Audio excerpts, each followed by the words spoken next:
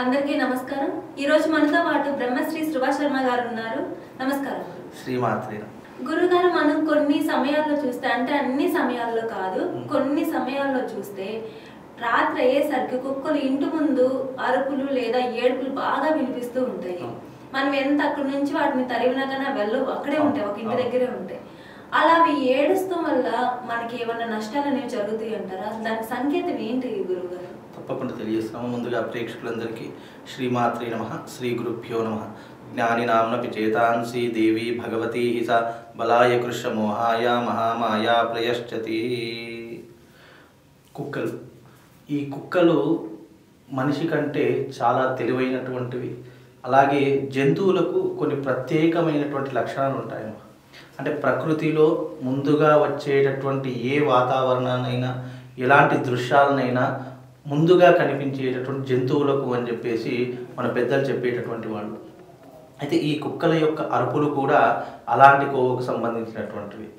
మనిషికి ఏదైనా ఇబ్బంది జరుగుతున్నా, నెగిటివ్ ఏదైనా వస్తుంది అనుకున్నా, లేదంటే ప్రకృతి వైపరీత్యాలు ఏదైనా జరుగుతున్నాయి అని తెలిసినా అవి మొట్టమొదటిగా తెలిసేటటువంటి వాటిలో ఈ కుక్కలు, జంతువులు కొన్ని ఉంటాయి, పక్షులు, పశుపక్షాదులు, ఇవన్నిటికీ కూడా ప్రకృతిలో ఏదైనా మార్పు జరుగుతుంది అంటే వెంటనే అవి పసిగట్టేటటువంటివి.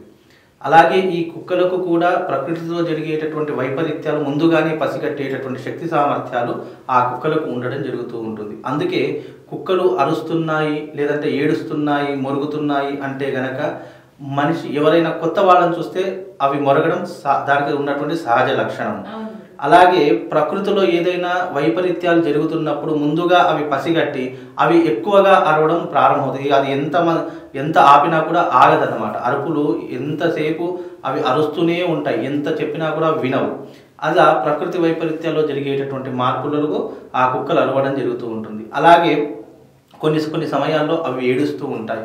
ఎందుకంటే కుక్కలకు మనకు కంటికి కనిపించినటువంటి నెగిటివ్స్ కానివ్వండి, కంటికి కనిపించినటువంటి ఏదో ఒక శక్తి వాటికి కనిపించడం ద్వారా అది, అంటే దుష్ట శక్తి అయితే అది ఎక్కువగా అరుపులు అరవడం కానీ, లేదు అని అంటే అది ఎక్కువగా మొరగడం కానీ, ఇలాంటి ఎక్కువగా అంటే అబ్నార్మల్గా అవి బిహేవ్ చేస్తూ ఉంటాయి.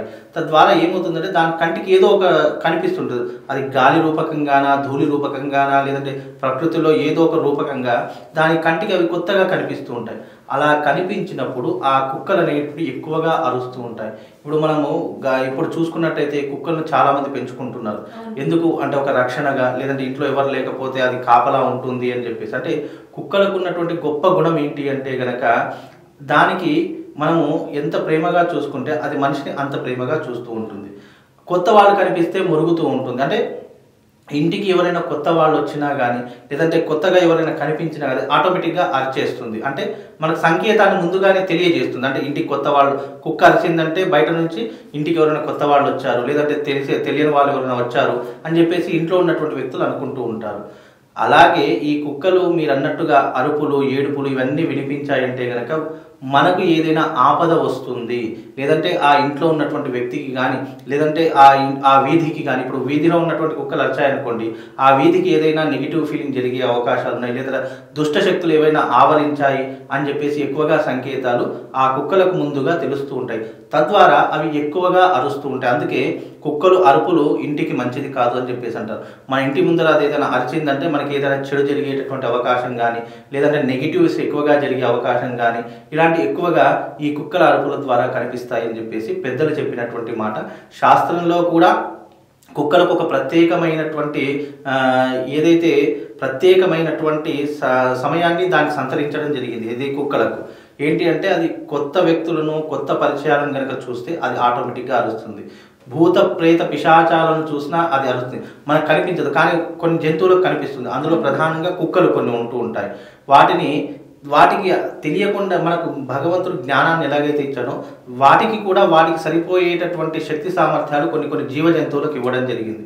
అందులో ఈ కుక్కలు అరవడం అనేటటువంటిది ఇంటికి అంత మంచిది కాదు అని చెప్పేసి చెప్పినటువంటిది శాస్త్రం. గురుగారు, ఇట్లా మనకి తెలిసింది ఇవి అరవటం వల్ల మనకు నెగిటివ్ ఉంటుంది అని చెప్పేసి అన్నారు. మరి ఇవి పోగొట్టుకోవడానికి ఏదైనా రెమెడీస్ అనేవి ఉంటాయా? ఉంటాయి, తప్పకుండా ఉంటాయి. కుక్కలు అరవచ్చాయి అంటే నెగిటివ్స్ ఎలాగో ఉంటాయి. అలాంటి నెగిటివ్స్ పోవాలి అంటే గనక ఇంటికి దిష్టి తీసేయడం కానీ, లేదా ఇంటికి గుమ్మడికాయ కట్టుకోవడం కానీ, లేదా ఆ ఇంటి చుట్టూ ఒక ప్రదక్షిణ చేసి, అంటే వీలుంటే ప్రదక్షిణ, లేదు అంటే ఒక కొబ్బరికాయ తీసుకొని దాని మీద కర్పూరం వెలిగించి ఇంటికి దిష్టి తీసేసి ఆ కొబ్బరికాయను ఇంటి బయట కొడితే కనుక దిష్టి పోయేటటువంటి అవకాశం ఉంటుంది. చెడు నెగిటివ్ అనేటటువంటిది పోయే అవకాశం కూడా ఉంటుంది. లేదు అని అంటే అమావాస్య రోజు రాత్రి పడుకునే ముందు ఇంటికి దిష్టి తీసి గుమ్మడికాయతో దిష్టి తీసేసి ఆ గుమ్మడికాయను మరుసటి రోజు ఈ చెరువులో కానీ, బావిలో కానీ, లేదంటే పారే నీళ్ళలో వదిలేస్తే కనుక అలాంటి నర దృష్టి, చెడు దృష్టి, ఈ రాక్షస దృష్టి అంతా కూడా పోయి ఇంట్లో ఉన్నటువంటి వ్యక్తులకు ఆయురారోగ్యాదులు, ఐశ్వర్యాదులు కలుగుతాయి. లేదు అంటే ఇంట్లో మృత్యు సంభవించడం కానీ, అపమృత్యు దోషాలు కలగడం కానీ, యాక్సిడెంట్లు కావడం కానీ, దెబ్బలు తాకడం కానీ, లేదా ఏదైనా నష్టం జరగడం కానీ ఇలాంటి ఎక్కువగా జరుగుతుంటాయి కుక్కలు అరిస్తే. అంటే కంటిన్యూషన్గా అరిస్తే, లేదంటే ఏడిస్తే, రాత్రుల పూట మరీ ఎక్కువగా అరిస్తే ఇలాంటివి ఎక్కువగా జరుగుతూ ఉంటాయి. అంటే ఏ ఇంటి ముందట అరుస్తాయో ఆ ఇంటికి దోషం అని చెప్పేసి జ్యోతిష శాస్త్రం చెప్పడం జరిగిందమ్మా. చాలా చక్కగా వివరించారు గురుగారు, ధన్యవాదాలు. శ్రీమాత్రే.